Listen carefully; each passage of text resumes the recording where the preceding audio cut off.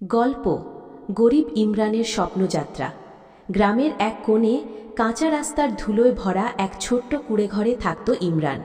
বয়স মাত্র 12, কিন্তু জীবন তাকে শিখিয়েছিল সংগ্রামের আসল মানে। বাবা বহু বছর আগে অসুখে মারা গেছেন, মা দিনমজুরির কাজ করে কোনো রকমের সংসার চালাতেন। ঘরের ভাঙা ছাদের ফাঁক দিয়ে যখন বৃষ্টি পড়ত, ইমরান তখন বই হাতে বসে মাটিতে জল এড়িয়ে পড়াশোনা করত। ইমরানের স্বপ্ন ছিল বড় হয়ে একজন শিক্ষক হওয়া। সে বিশ্বাস করত জ্ঞান ভাগ করে নেওয়াই সবচেয়ে বড় দান। কিন্তু সমস্যা হলো, গ্রামের স্কুলে যাতায়াতের জন্য প্রায় 3 কিলোমিটার হাঁটতে হতো, আর অনেক দিনই তার কাছে খাওয়ার মতো কিছু থাকত না। তবুও প্রতিদিন ভোরে উঠে মাকে কাজে পাঠিয়ে পুরনো ফাটা ব্যাগ কাঁধে নিয়ে সে স্কুলে যেত। একদিন স্কুলের প্রধান শিক্ষক ইমরানের খাতায় একটি প্রবন্ধ পড়ে মুগ্ধ হলেন। বিষয় ছিল আমার স্বপ্ন।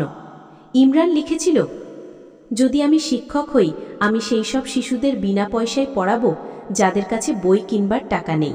আমি চাই আমার মতো কেউ যেন শুধু দারিদ্র্যের জন্য স্বপ্ন হারিয়ে না ফেলে।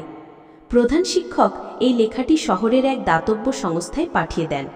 কয়েক সপ্তাহ পর সংস্থার কয়েকজন কর্মী গ্রামে এসে ইমরান ও তার মায়ের সাথে দেখা করল।